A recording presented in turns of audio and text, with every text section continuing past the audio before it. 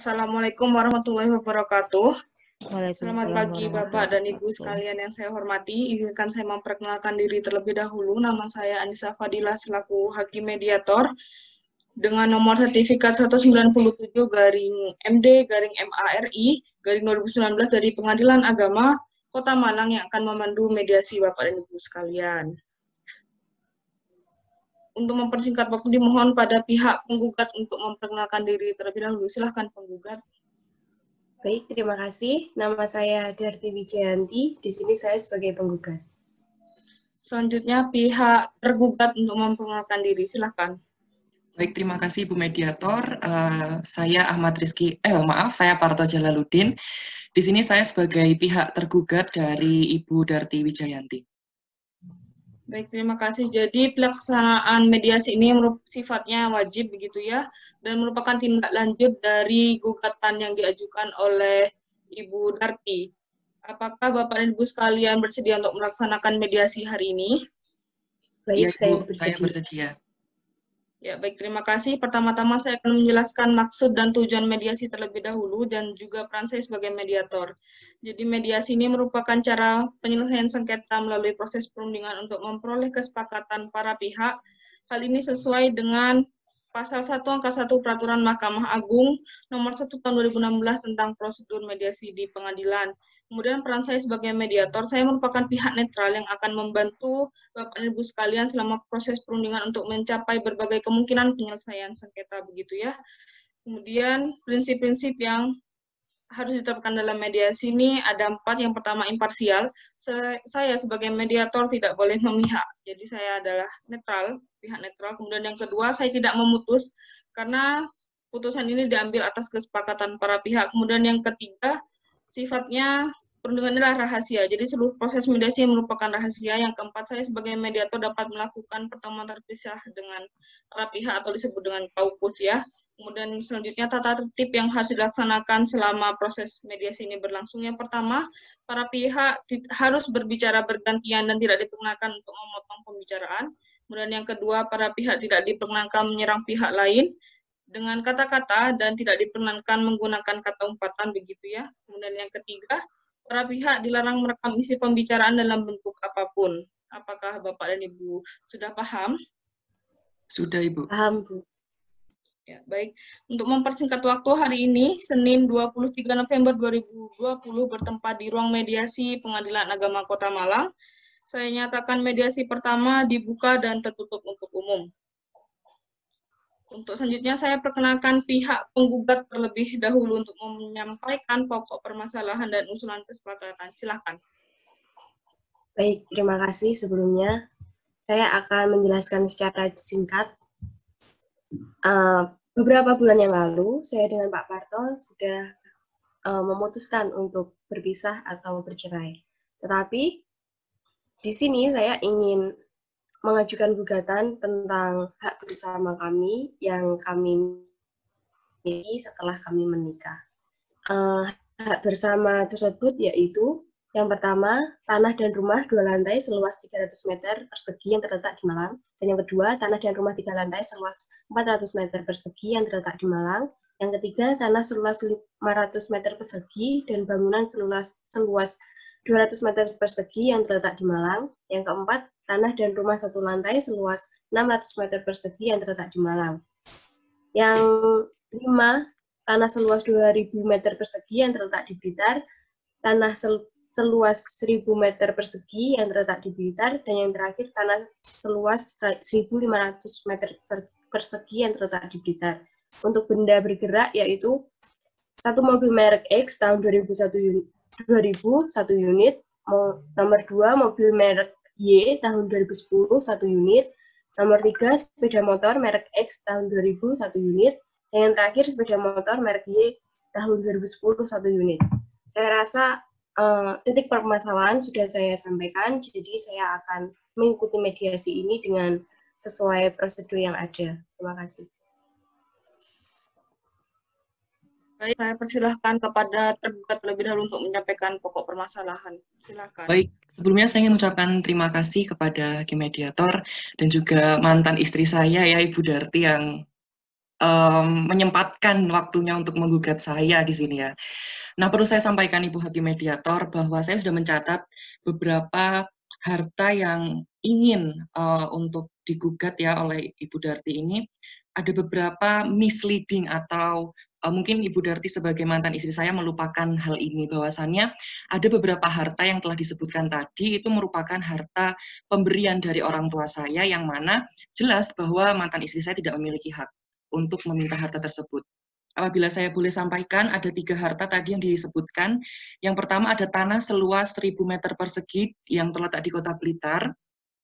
Berikutnya ada tanah seluas 1.500 meter persegi yang berada di Kota Blitar juga. Dan yang ketiga ada tanah juga seluas 2.000 meter persegi di Kota Blitar. Perlu saya sampaikan bahwa ketiga tanah ini berbentuk sawah, yang mana merupakan harta warisan dari orang tua saya, peninggalan saya, karena saya sendiri berasal dari Kota Blitar, Ibu Mediator.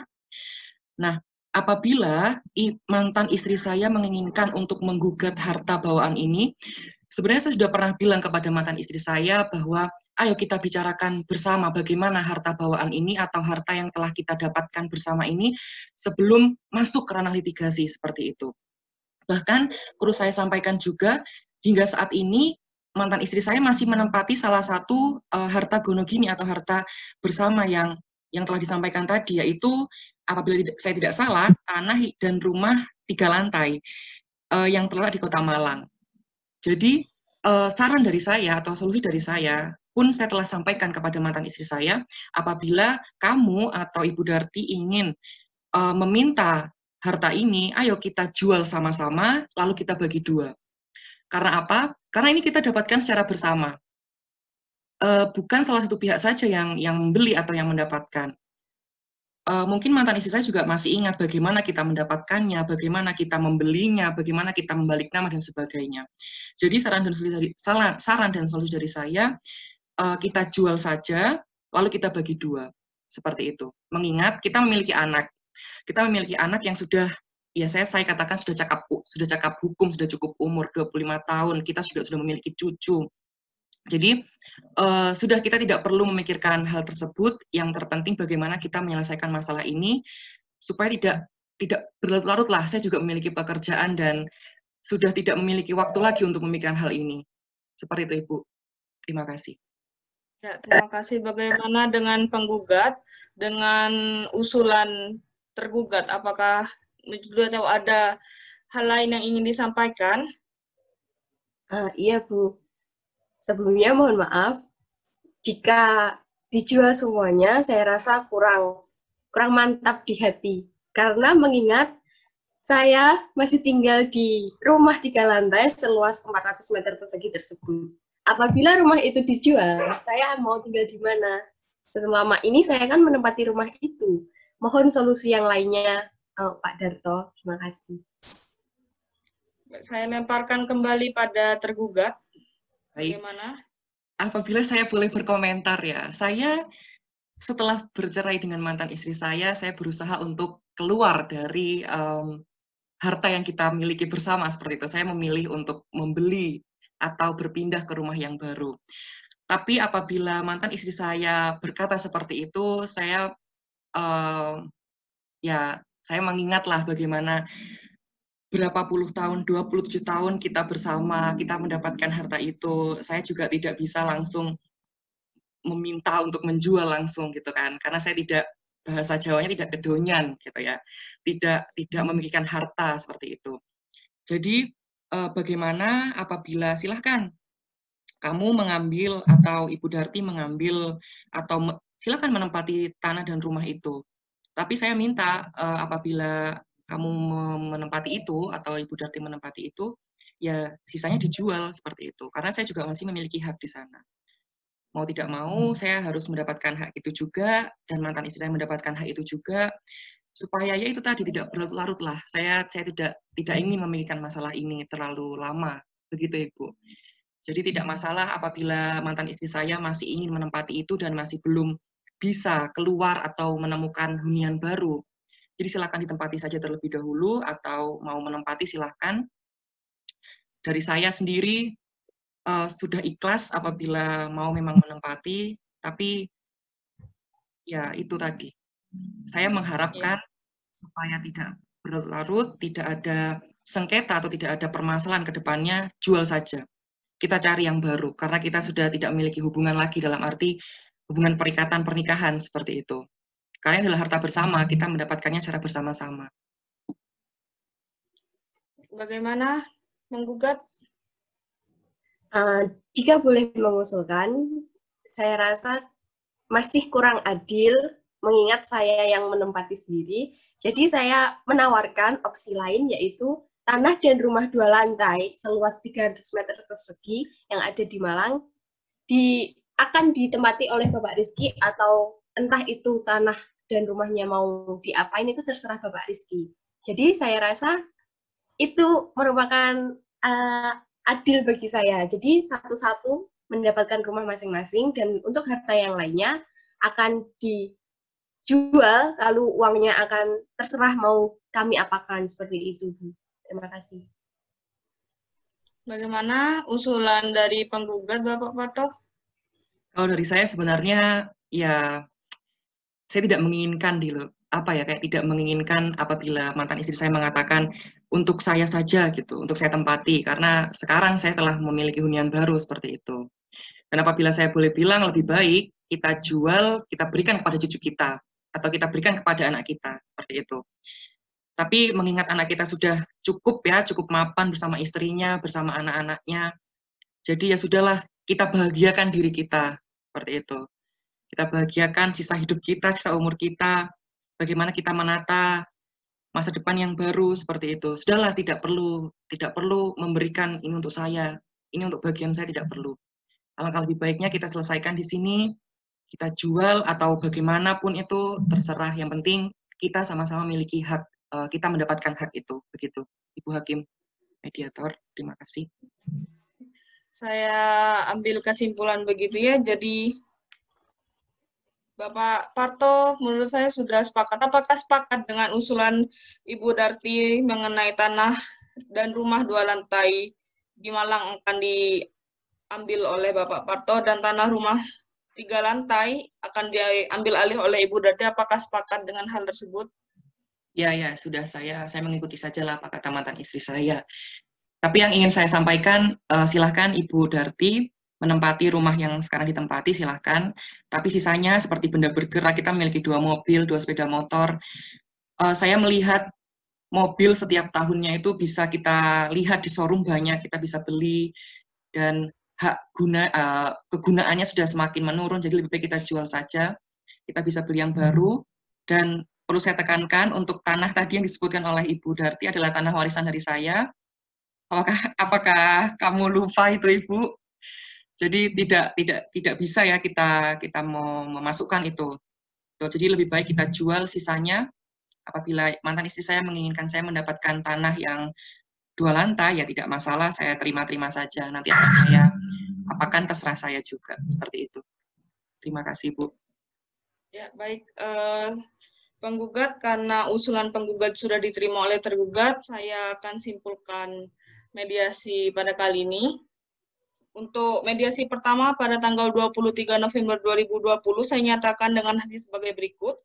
Yang pertama, tanah dan rumah 2 lantai terletak di Malang akan diambil alih oleh Bapak Parto. Kemudian tanah dan rumah 3 lantai akan diambil oleh Ibu Darti. Kemudian harta bawaan di Blitar tetap berada di pihak tergugat. Kemudian benda bergerak dan benda tidak bergerak berupa tanah yang berada di Malang akan dijual dan kemudian dibagi 2, begitu ya. Kemudian saya rasa sudah menemukan kata sepakat dan mediasi saya nyatakan ditutup. Terima kasih. Wassalamualaikum warahmatullahi wabarakatuh. Waalaikumsalam warahmatullahi wabarakatuh. Ya luar biasa. Ini kan simulasi dari waktu ke waktu ya. Saya perhatikan tadi kelas D tadi juga sudah, karena simulasi yang ketiga ya sekarang ini ya. Jadi dari waktu ke waktu, simulasi pertama, kedua, ketiga, ini semakin lebih bagus ya. Karena memang pertama, untuk mediasi tidak harus memaksakan untuk berhasil kan gitu ya. satu kali mediasi. Tadi ada kelas D itu sekali mediasi belum berhasil, dipending dulu untuk berpikir para pihak supaya mereka merenung ya apa keinginannya. Yang paling penting adalah merinci keinginan ya. Misal si pihak penggugat merinci keinginan harta yang diinginkan, harta bersama tadi itu sebutkan kan gitu ya. Si tergugat juga begitu menginginkan ya. Jangan kemudian termasuk si mediator jangan menyimpulkan ya, tidak boleh ya. Tidak boleh mediator membuat saya simpulkan ya, saya membuat kesimpulan dari apa yang itu tidak boleh ya. Karena apa? Semuanya ini memang proses belajar. Ini kan masih simulasi kan ya kita ya. Nanti untuk UTS itu akan menjadi lebih baik kan begitu ya. Kan harapannya kan ke sana. Enggak apa-apa. Tapi pada prinsipnya 90% sudah sangat bagus ya. Mediator sudah memberikan wacana edukasi kepada para pihak, kemudian sudah diberi kesempatan para pihak untuk menyampaikan kasus posisinya. Kemudian yang paling penting adalah keinginannya, apa yang diharapkan ya. Kemudian tadi harapannya kan berbeda nih antara satu dengan penggugat dengan tergugat ya. Yang tergugat ingin ya sudah dijual aja nanti dibagi dua, yang penggugat kan nggak ingin karena dia masih nempati rumah itu kan begitu ya. Maka itu bisa dibicarakan ya, karena ini hartanya lebih dari 3 objek menjadi lebih baik ya gitu ya. Termasuk ternyata akhirnya pihak penggugat mengakui bahwa beberapa tanah yang disebutkan tadi merupakan harta asal atau harta bawaan dari si tergugat kan begitu. Nah ini perlu ditekankan lagi dan terakhir tadi sudah sangat bagus mediatornya menyampaikan hasil dari mediasi ya.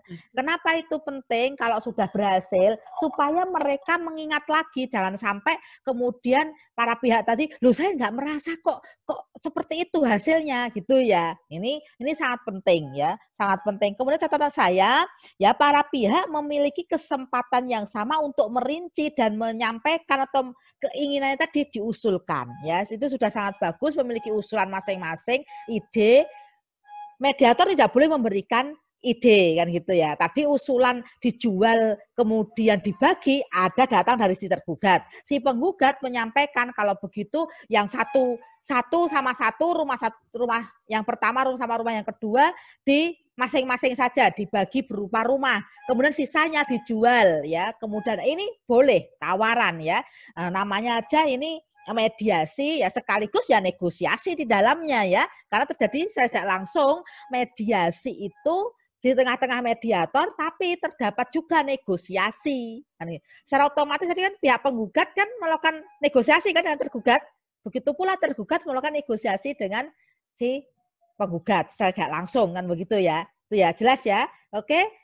Itu pada prinsipnya catatan dari saya sudah sangat bagus, makin lama makin bagus karena simulasi semakin banyak akan semakin mahirlah Anda ya.